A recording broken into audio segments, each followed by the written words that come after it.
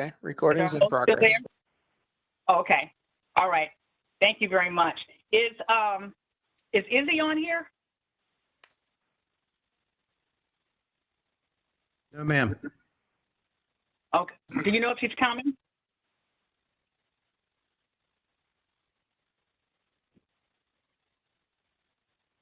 Hello? Yeah, who are you looking for? As far as I know, I heard that Izzy had today off, and I tried to email her okay. earlier, and I can't get a hold of her. Okay. Okay. I did too, but okay, maybe that's why she didn't respond. All right. We're going to get started. Thank you all for being here this afternoon. Let's start with roll call, please. Linda Camp. Kim Selachire. Deborah Carter. Okay, this is Talby Roach, President and CEO of Bi-State. Chuck Stewart, Executive Director, Metro Transit. Amy Fulbright, CFO. I'm current executive. Scott, General Manager of Security.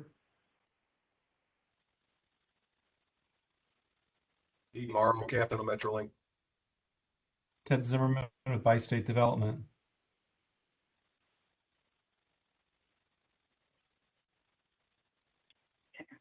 Thank you. I don't see Paul and I don't see Chris. Am I correct in that, everybody? Yes. Okay. Hold on for a second. Let me check my email just for a second.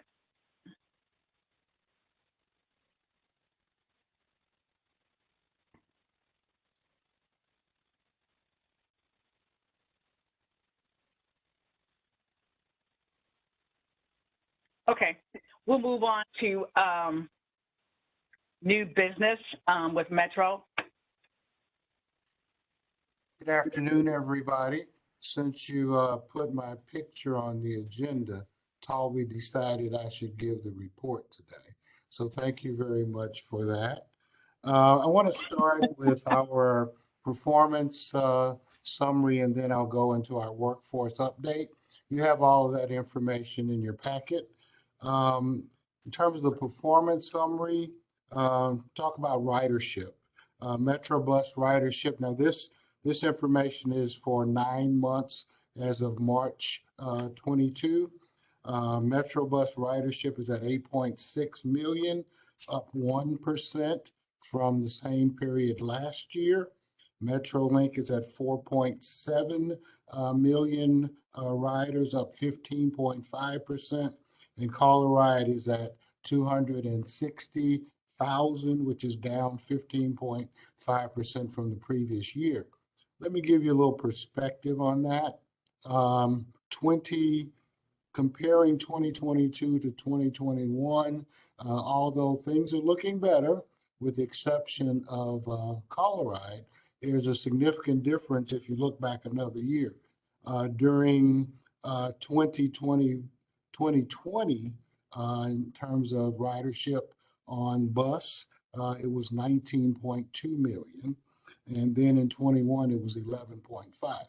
So we lost significant ridership comparatively between those years. So in comparing 22 to 21, we're showing improvements from probably one of our lowest periods in terms of ridership due primarily to the pandemic. I want to move forward, talk a little bit about Colorado, which is on the next page. Out of 49,000 trip requests for Colorado, we were able to make 32,700 were scheduled and made. A significant issue here was we had 17% of those rides were not completed due to some type of unavailability of vans, which was primarily because of our workforce shortage. Moving on, we are. Can I ask a question Sure, really absolutely. fast? Jump Okay. in. Okay, just quick question. You're showing ridership up 15.5%. Are you guys attributing that to special Cardinals games now that there's events back in downtown, or is that actually the commute, an increase in commute ridership? So these are as of March, so you're not really seeing Cardinal games in there. Okay. Yeah. Okay. So then that's actual regular riders, Yes. if we want yes. to call them regular That's- riders. that's Okay. probably people going back to work right now Thank you. on Metrolink. Okay. Any other questions on that? So I was talking about Colorado again. Could you just touch on the operator recruitment efforts for? Okay, I'm going to get to that. I'm going to get into that, of course. Again, Okay. Colorado was down. Only 67% of the scheduled trips were made during the month of March. Again, primarily due to our operator shortages. So one of the things that we did in March is that we reduced service by about 5%, and that has resulted in fewer missed trips. Missed trips on Metrobus have dropped to about 1.5% as compared to 4% in the previous quarter. So basically, we did that reduction in order to match our resources in terms of operators with the demand for the service. So that is working out for us. We have another service adjustment scheduled for June 13. Basically, we will keep pretty much steady the service that we are offering now. Only changes will be some minor increases in frequency in certain areas where we've shown additional demand for ridership. Moving into the workforce numbers, we started a bonus program, sign-on bonus program. We've had 202 new hires since we started that program. We got 39 people in the sign-on bonus phase right now. We also gave our existing employees an appreciation bonus, and the first part of that was distributed in November, and the second part on March 25th. So that has helped us in terms of our recruitment as well as our retention of employees. We continue to have hiring events all over. Every week there's something that is scheduled in order to increase our attraction for our new employees.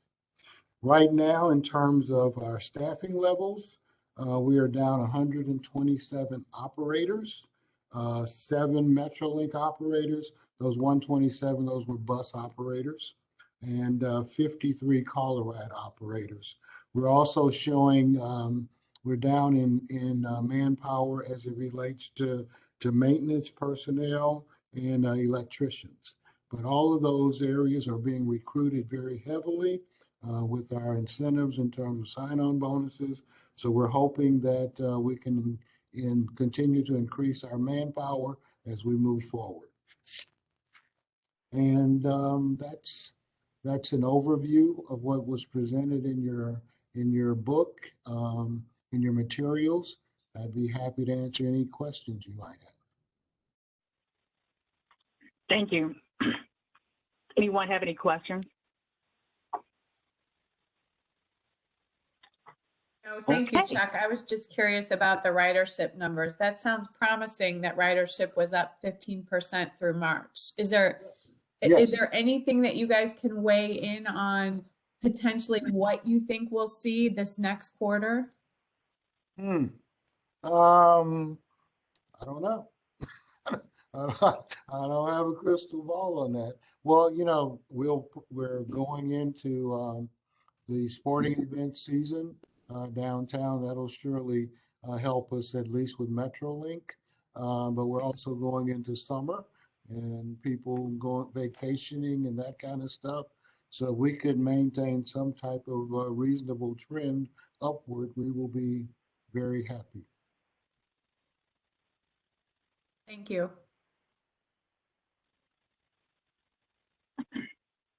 Tammy? Okay, good afternoon. So I'm going to go through the financials for March, year-to-date numbers.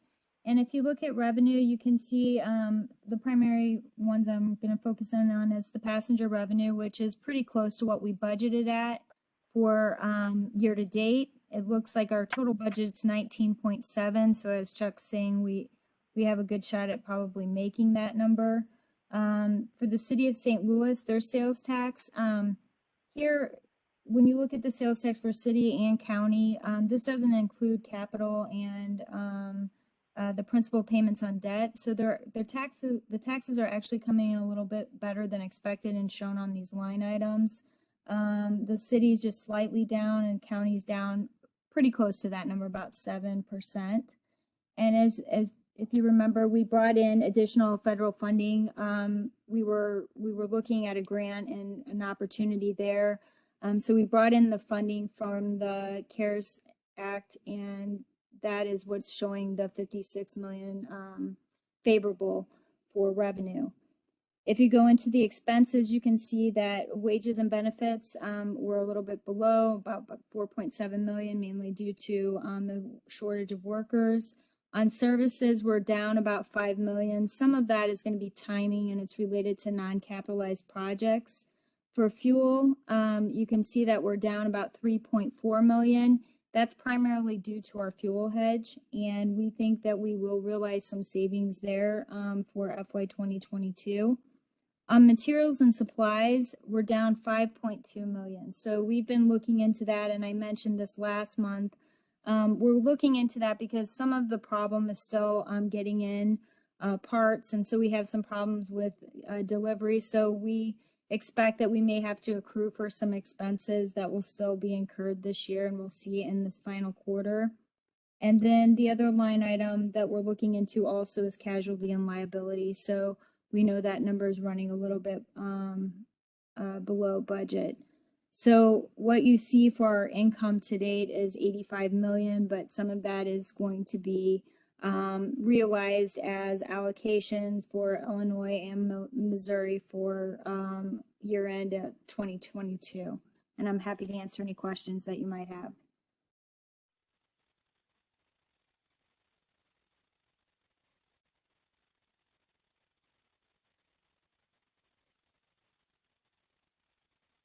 Tammy, I was just going to ask you if Chris was okay with the resolution in motion. Do you know? Did he have any comment?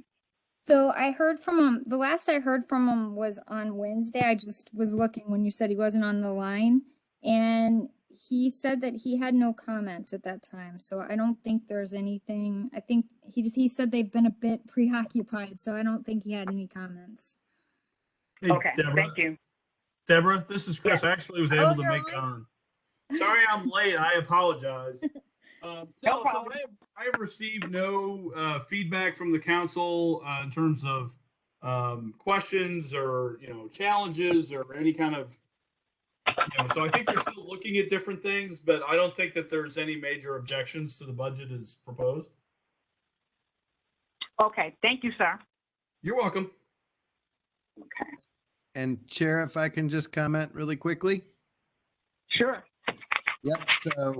So presuming we pass the resolution today, which I sure would appreciate it if you do, even though Chris has reached out to all the council members, I've seen several of them, and I do reach out one-on-one with them and have actually discussed it with 5 of them. So I do offer that one-on-one basis, and all of the replies I would say have been favorable to this point.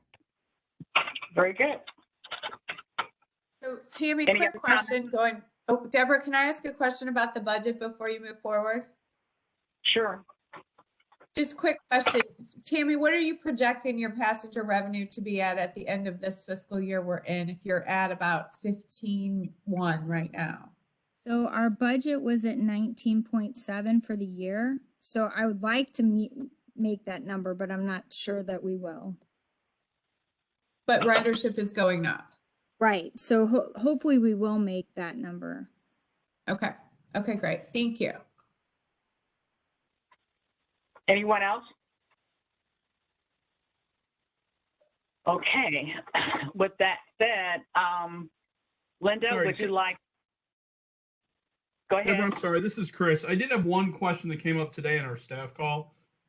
Tammy, and I assumed this was done, but so with the new safety design that was rolled out that made all the press, I'm assuming that's already budgeted, right? That's in this budget. Do you want me to answer that question, Toby, or do you want to do it? No, I'll answer it. Okay. So, Chris, if you don't mind. So there is a provision in the, and I will present to each council member on the secure platform plan. Chris, you may remember we completed that refinance, which our obligation to the council was that we would hold all of that, any of that money from the refinance and use it on safety and security, right?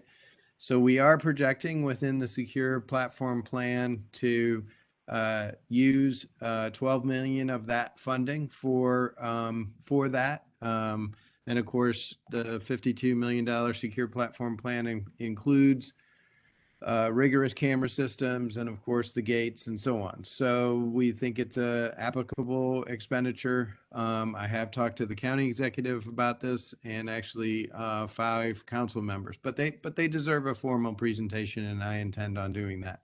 So No, it's all good. And I thought that was, it just came up in our staff meeting with the council assistant. Somebody asked that, so I thought I would take the shot when I had it. yeah, no new money at all. This is what we promised, 18 months ago was that we would hold that money until we requested it from the council. So that is indeed what we're doing. And so we're going to move forward on that basis. Thank you, sir. All right. You're welcome. Anyone else?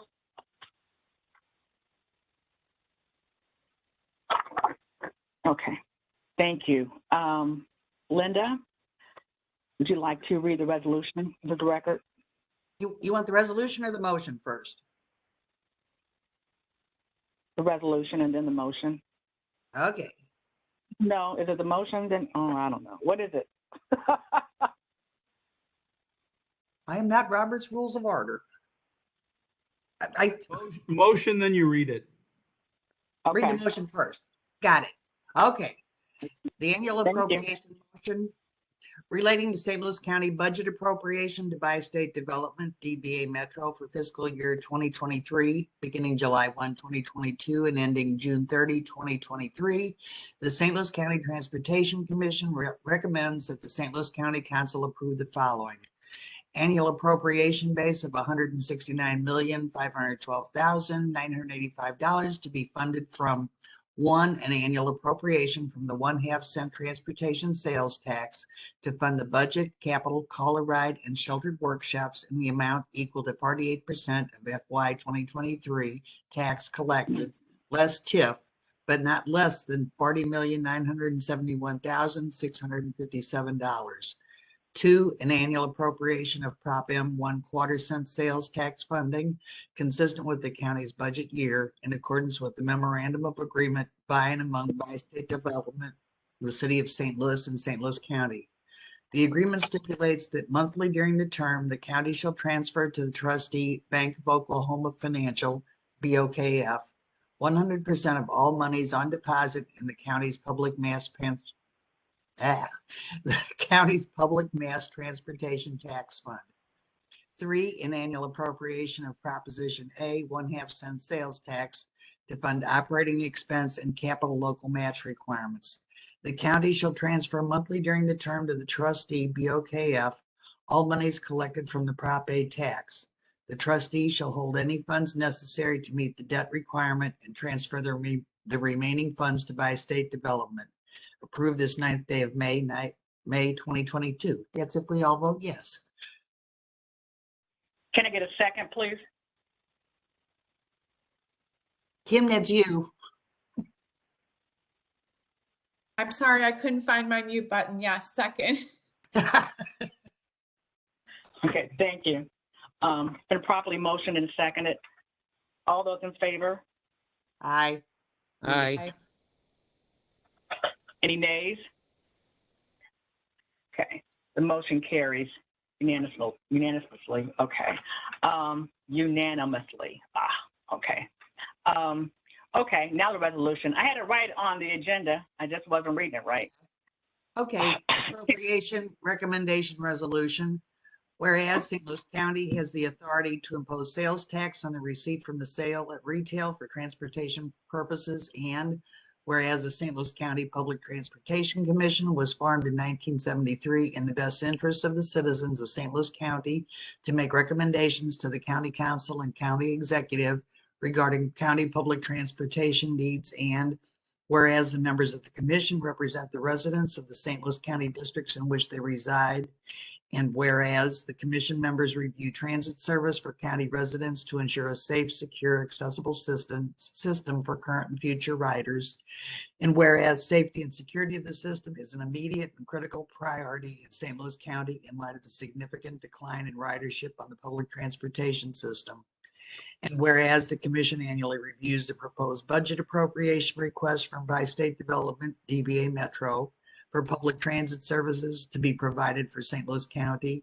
And whereas the fiscal year 2022-2023 budget appropriation request from Bi-State Development represents a 6.5% increase from the prior year's request, which consists of cost stabilizations due to a reduction in ridership. And whereas the fiscal 2022-2023 budget appropriation includes a 5% reduction for the receipt of $169.5 million in CARES Act funding, for which the St. Louis County Public Transportation Commission recommends Bi-State provide a breakdown of the anticipated allocation of this funding to the St. Louis County Council. And whereas all or a portion of this additional request would be brought to St. Louis County at a future date for funding. And whereas the fiscal year 2022-2023 budget appropriation request is approaching the total revenues raised from 3 transportation sales taxes in St. Louis County, one of which is also the revenue source for the county's arterial road system. Now therefore be it resolved that for the fiscal year 2023, beginning June 1, 2022 and ending June 30, 2023, the St. Louis County Public Transportation Commission recommends that the St. Louis County Council approve the following annual budget appropriation base of $169,512,985. One, an annual appropriation from the 1/2 cent transportation sales tax to fund the budget, capital, call a ride, and sheltered workshops in the amount equal to 48% of fiscal year 2022 tax collected less TIF, but not less than $40,971,657. 2, an annual appropriation of Prop M 1/4 cent sales tax funding consistent with the county's budget year in accordance with the memorandum of agreement by and among Bi-State Development, the City of St. Louis, and St. Louis County. The agreement stipulates that monthly during the term, the county shall transfer to the trustee, Bank of Oklahoma Financial, BOKF, 100% of all monies on deposit in the county's public mass transportation tax fund. 3, an annual appropriation of Proposition A 1/2 cent sales tax to fund operating expense and capital local match requirements. The county shall transfer monthly during the term to the trustee, BOKF, all monies collected from the Prop A tax. The trustee shall hold any funds necessary to meet the debt requirement and transfer the remaining funds to Bi-State Development. Be it further resolved, the commission recommends that the St. Louis County Council approve continued accrual of funds in the Proposition A capital account for any future transit expansion needs in St. Louis County. Approved this 9th day of May, 2022. Thank you, Linda. Great job. Okay. I'm really not with it today. Okay. So, Ted, I'm going to come back to you because I think I skipped you. Toby, did we make you happy? I'm very happy. Okay, great. Chris, I have a question for you. Since some of the players have changed, who gets a copy of the signed motion? Well, traditionally, I believe you send that to the county executive's office, and then they will forward that down to the chair of the council. I don't think I've done that. Okay. Yeah, All right. so you would, and if you want, I mean, you can go ahead and send it to the chair of the council writ of days, as well as the county executive. No harm in that. But traditionally, it goes to the county executive, and then he sends it down to the council. Okay. Thank you. You're welcome. Toby, would you like a signed copy? I sure would, and I'll be happy to help in any way. Okay, thank you. And then I just have one more question. James, glad that you're here. I just need to know, were you here during the vote? Yes, I did vote. Okay, I just need to make sure. I thought you heard me, but I did vote. Well, I'm not hearing but very much of anything right now. Okay. I'm thinking about dinner. I haven't eaten all day, so I'm like, I'm sorry.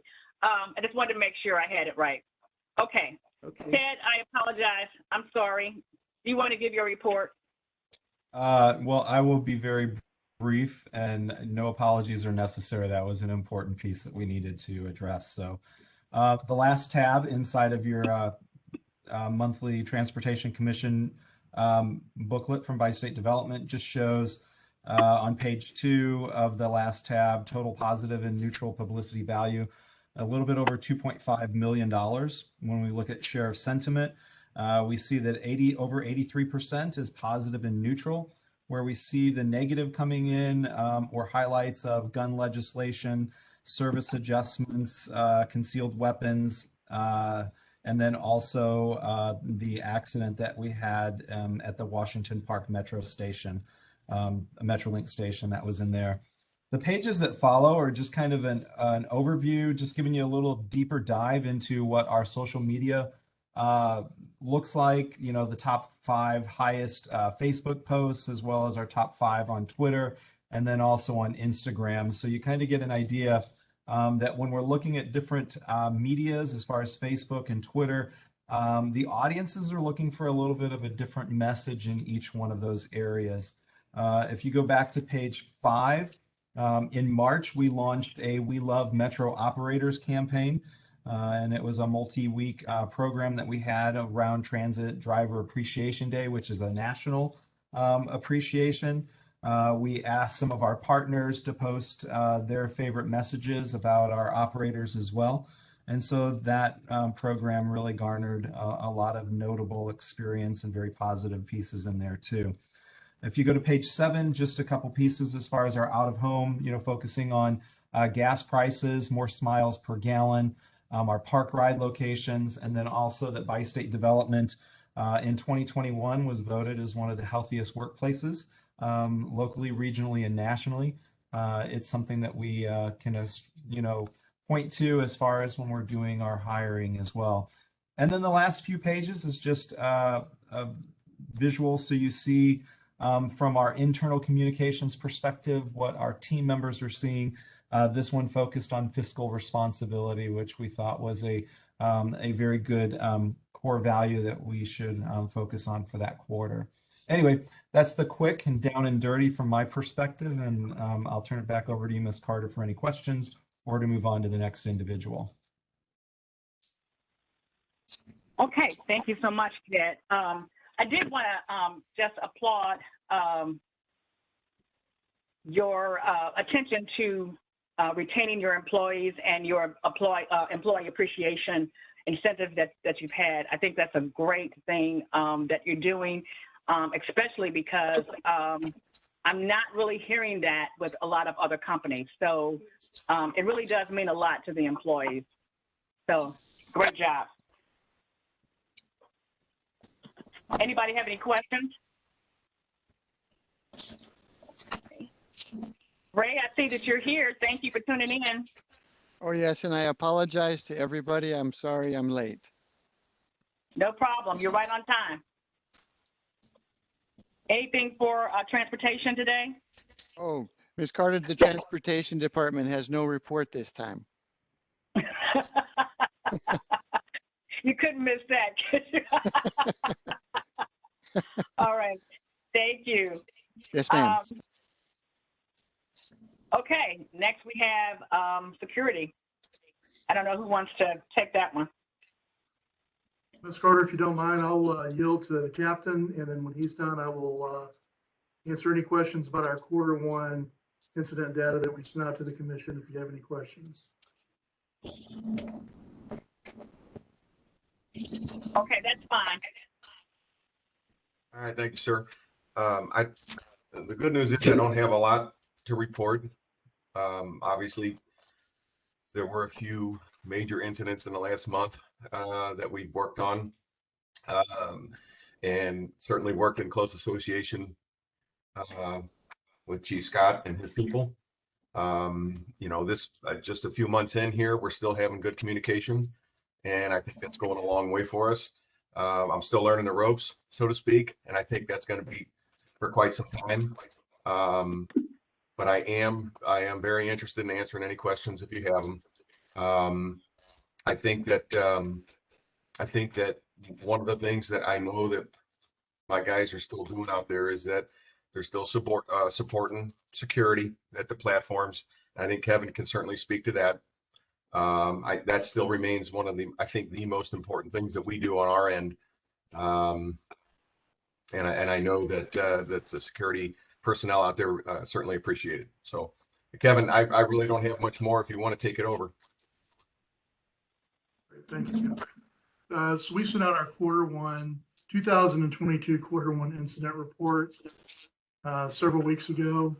Did everybody receive a copy of it? Because I personally sent the email, so I know the copy was sent.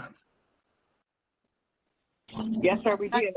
Yeah, I got mine, and I like the format. This is Linda Camp.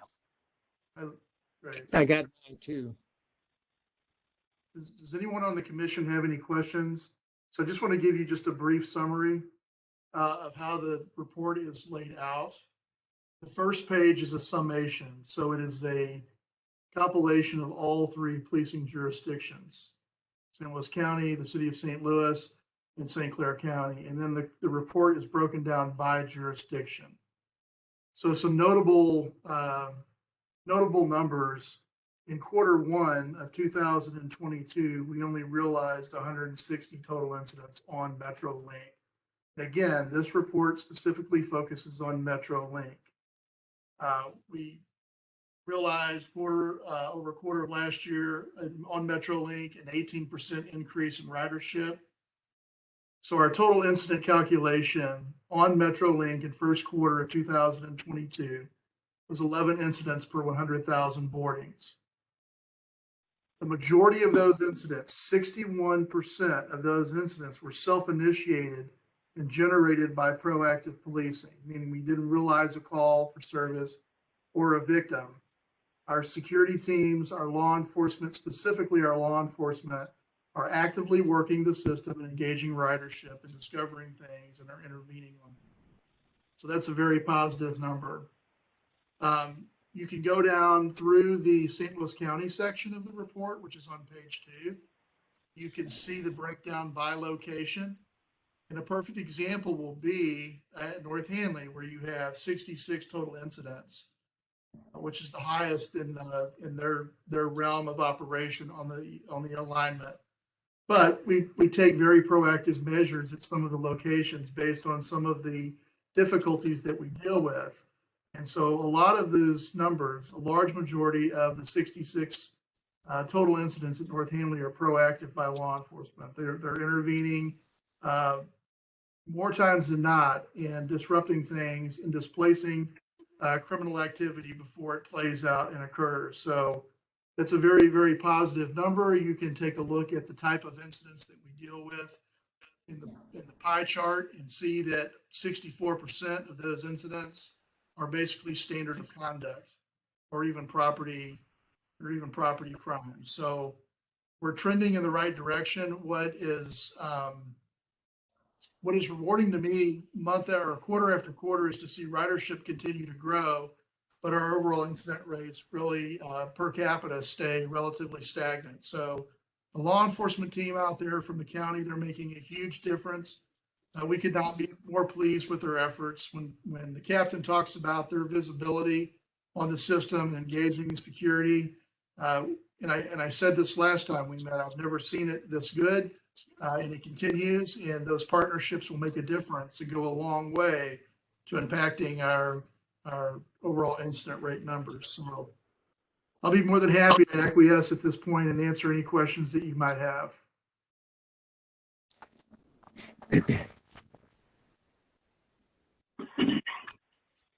Does anyone have any questions? Kevin, just a quick question. Are you still offering ride-alongs? I think Vern mentioned that at another meeting, but are those still being offered to elected officials or commission members or others? Yeah, as a matter of fact, we just had 30 people here this morning, all affiliated with the Chestnut program. And when I say 30 people, they all represented organizations that provide support for Chestnut, meaning where do we take our intervention post the platform or post the transit center, from ARCA to St. Patrick's Center. So they were all here this morning and toured the system with them. I have 2 commissioners that are coming in on Friday, BSD commissioners, Terry Beach and Deborah Moore, to go through this process as well. So the most important thing that we can do at this juncture is engage our stakeholders, engage our leadership, and engage our riders, and we will always prioritize that. So the answer is yes. Thank you. Okay, Kevin, I just want to make sure that I understand what you're saying to me. The increased incident rate at North Hanley is it's positive in the sense that it means that we're being more proactive. Is that what you're saying? Without question. So one of the things that we always struggle with in law enforcement is leadership, and Captain Morrow can attest to this, is the more proactive that law enforcement units are, the higher your incident rates are going to be. And that's why we've gone out of our, and we knew this was going to happen. So that's why we've gone out of our way as we have compiled this data to articulate the fact that over 60% of what you see in St. Louis County, total incidents in St. Louis County, are relative to proactive activity by the county police. So yes, it's positive. Okay, thank you. Toby, is the secure platform plan scheduled for North Hanley? Or do you know at this time? Yes, it is. It's for every single, all 38 Metrolink stations. Okay. And it'll cover the entire system. I do expect there will be some phasing, just given, 38 stations. It really is a huge program. Right. Even though we are estimating it, for instance, at this $52 million, given that it needs to be coordinated within every single layer and system that we have, it's going to kind of feel more like a $300 million project. So I would say, and I don't know if you also saw, but I named Mr. Kevin Scott as the project manager on this, and have given him, I've given him the power to bring a project like this home. But Kevin enjoys universal support from his colleagues here at Metro. And I think everybody understands how this will really change who we are and what we do. And so I have a lot of confidence, and I think the positive media that we got through the weekend, I think shows the really overwhelming support that we have for this kind of a program. Okay. So you're telling me I need to put Kevin's picture up there next month? That'd be great. Okay. All right, great. Any other questions? No, thank you. Okay. Thank you all for your attendance today, and I look forward to seeing everyone on June 13th. See you then. So, Everybody. have a good night. Have a good evening. Good night, everyone. Good night.